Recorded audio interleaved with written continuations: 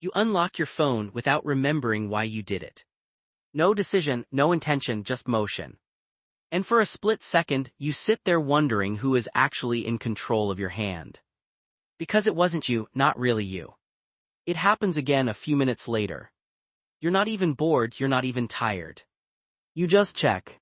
Like something inside you whispered just in case. But what exactly are you checking for?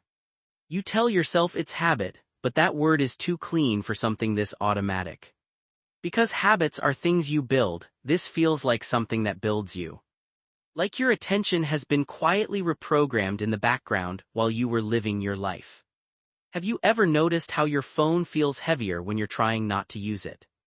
B.F. Skinner, the psychologist who studied behavior through reward systems, once showed that unpredictable rewards create the strongest compulsion. Not predictable, unpredictable. Like a slot machine. And your phone, it behaves the same way. So why does your brain react to a message notification like it might change your life? You open it again, nothing important. Still, your brain gets a tiny hit of maybe. And that maybe is enough to train you. This is where B.J. Fogg from Stanford's Behavior Design Lab explains something uncomfortable. Behavior doesn't need motivation when it has triggers and ability. Your phone removed friction. Your brain did the rest. And suddenly you are not choosing anymore, you are responding. But here's the strange part. Why does it feel like you're choosing? Because your brain is very good at writing excuses after the action. It edits the story after it already happened. Like a lazy narrator pretending it was always the plan. Daniel Kahneman, Nobel Prize winner, called this system one thinking, fast, automatic, unconscious reactions that happen before logic even wakes up. So when you decide to check your phone, what actually decided? You do it again. This time without even noticing the transition. Your thumb moves like it has its own memory. And you might laugh at that, but your nervous system is not laughing with you. It is learning. Have you ever tried to stop and realized your hand moves before your thought arrives? Let's make it a little more uncomfortable. University College London, in research by Philippa Lally, found that habits can become automatic in an average of about 66 days. But some behaviors, especially high-reward ones, can wire themselves faster when repetition is constant and reward is variable. Your phone is not occasional repetition. It is constant availability. So what happens when the brain never gets a break from learning?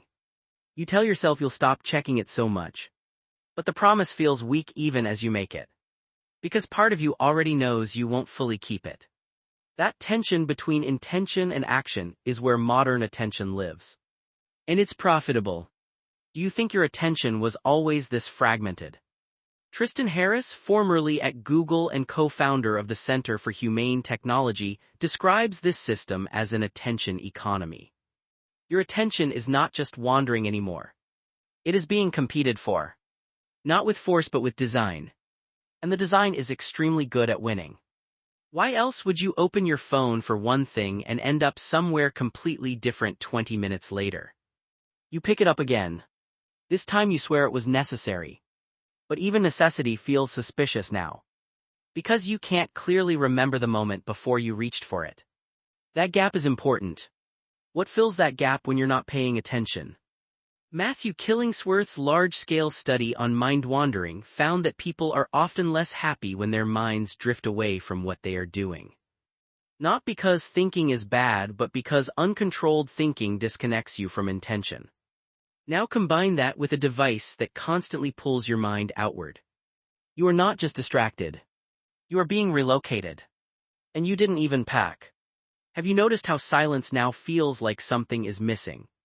Your phone fixes silence immediately. A scroll, a swipe, a refresh. Not because you need it, but because silence has become uncomfortable enough to trigger escape. This is where Nur Eyal, author of Hooked, describes the hook model: trigger, action, variable reward, investment. You are not just using apps. You are looping through them. Over and over. So who is really initiating the loop? You open it again. Just to check the time. Then the time becomes messages. Then messages become something else entirely. And suddenly the original reason is gone, but your thumb keeps going anyway. Does your intention ever survive contact with your phone? There's something almost funny about it. You sit down to rest your mind, and instead you hand it 100 tiny interruptions. Like trying to relax in a room where someone keeps flicking the light switch every 5 seconds. And then blaming yourself for feeling tired. Is it really your willpower that is weak here? Stanford research into persuasive technology shows that digital systems are increasingly optimized for engagement rather than well-being. That means the success metric is not your satisfaction. It is your return. Your repeat visit. Your unconscious habit loop completing itself again and again. What kind of behavior survives when it is constantly rewarded without effort? You check it again. This time you don't even remember lifting it. That part should concern you more than it does. Because when awareness drops out, automation takes over. And automation does not ask permission. It just runs. But here where it gets even more interesting. Your brain doesn't actually distinguish well between useful information and potential information. If something might be socially relevant, it treats it as urgent. A message could be important, a notification could change something. So your brain stays alert. Always half waiting.